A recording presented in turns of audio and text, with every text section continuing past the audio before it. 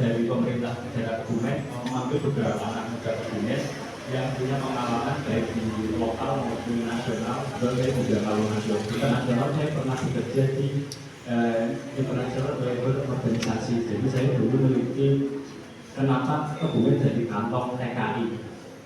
Nah, dan persebaran imigrasi ke seluruh dunia dan dampaknya terhadap perekonomian mikro maupun makro seluruh ya. Jadi saya memang tugasnya cari masalah, kemudian mencari solusi skema yang nanti diterjemahkan menjadi proyek-proyek pemerintah. Next, ini kita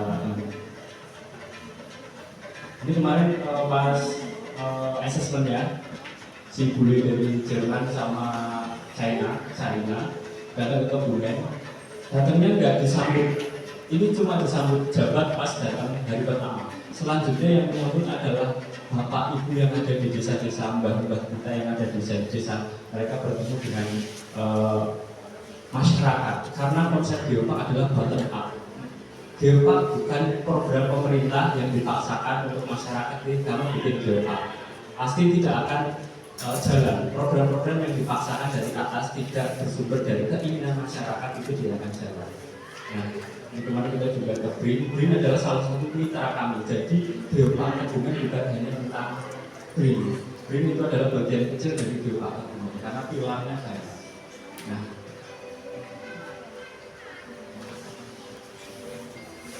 ini adalah pesawat di kawasan Tenggara Kebumen. Itulah panel-panel di dekat sini ada panel-panel seperti itu, ada di kampung biogas, kemudian ada di Biung Kubu. Itu kemarin beliau juga hadir ke sini. Jadi Geopark adalah kita, Geopark adalah Kebumen, Geopark adalah kita.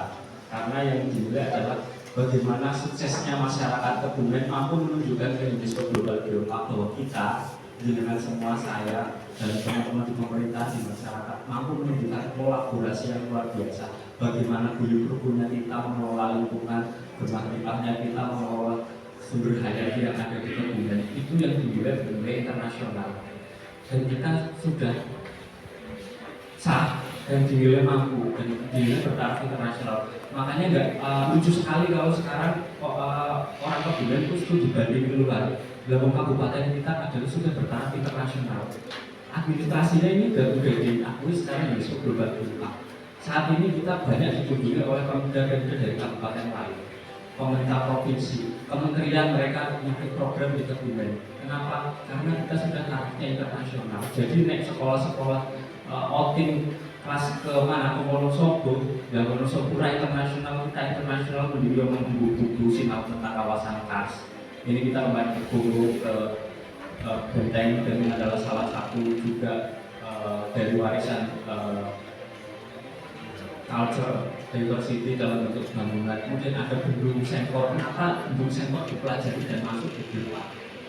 Nanti ada hukum kaitnya bagaimana tadi ilmuwan biologi itu mempengaruhi kehidupan kita semua.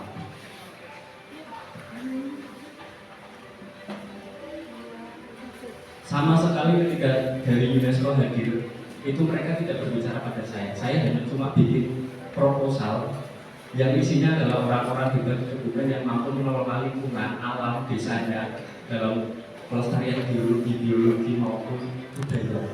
Dan yang ditemui adalah teman-teman yang ada di sini. Ini termasuk buku-buku. Buku kemarin yang dampingi itu dari masyarakat.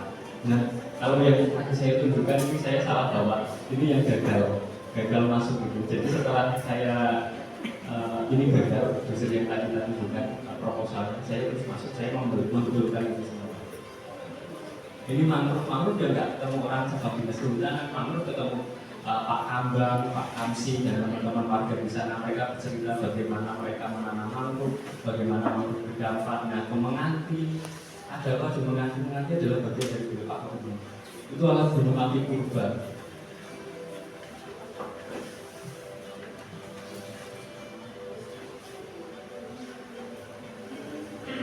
Nggak apa-apa. Nah, ini adalah penyu. Kalau ngomongin penyu, kita ngomongin tentang apa kembar terpadu Jogosimo dan pantai konservasi. Yang kita daftarkan itu adalah kawasan bentang pantainya. Kalau Bapak Ibu ke Sagara lihat bentang pantai lurus, itu adalah semua adalah habitat bertelur penyu. Dan kita harus melestarikannya dengan tidak membuang sampah dan lain-lain. Ini adalah tentang soal kebumen yang ketika era kolonial, kalau Bapak Ibu ke Batavia, area Jakarta sekarang, penting di sana adalah produksi dari kebumen. Malang Raya, Surabaya, daerah kolonial, Bandung Raya, tapi sudah habis ketika Bandung Lautan Api dirobohkan, bangunan-bangunannya kebakar. Nah ini adalah galeri Geopark. Ini ada di SMA 1, kemudian galeri Geopark yang punya banyak pengelola Geopark Kebumen dan Pemda itu ada di Sarpus Kebumen. Itu gratis kalau Bapak Ibu mau posting tematik Geopark, wis modal angkutan wae, atau Bapak Ibu bersurat ke Dishub pinjam Trans Kebumen, diantar ke Kebumen, nanti ketemu teman-teman kita, relawan-relawan anak muda di Kebumen seperti saya yang nggak dibayar dan mau ngajari anak-anak kita untuk belajar tentang konseptual ekonomi berkelanjutan. Ini kemarin pemandian air panas Krakatau. Ternyata ini di bawah pemandian air panas Krakatau 1 kilometernya itu ada lava panas dan kita nggak tahu, makanya kita di Kebumen kadang paling tipis di Krakatau dan kita kan kadang Jogja kota besar pun nggak sepanas Kebumen ya. Kita nggak ada industri tapi korek somo kalau ngomong hajatan ini nggak boleh. Itu karena kita memang berdiri di atas kompor raksasa. Tanah ini adalah wajan raksasanya. Oke, ini saya apa adanya. Kemudian berbagai workshop nasional maupun internasional yang saya ikuti untuk melengkapi apa ya kebutuhan sebagai badan pengelola Geopark. Jadi memang badan pengelola Geopark itu isinya non ASN, satu-satunya di Indonesia badan pengelola Geopark yang isinya non ASN. Sesuai dengan semangat dari masyarakat untuk sosial masyarakat yang lebih luas. Jadi otomatis jadi kita non ASN, kita kantornya ada di selatan alun-alun Kebumen, ada kapal Munduan. Itu kalau kapalnya jalan nabrak kapal saya, ada tulisannya Geopark. Kantor badan pengelola Geopark tulisannya Geopark Kebumen. Nah itu yang depan itu adalah museum pusat informasi geologi. Jadi kita sudah mulai ke materi, kita akan ke materi.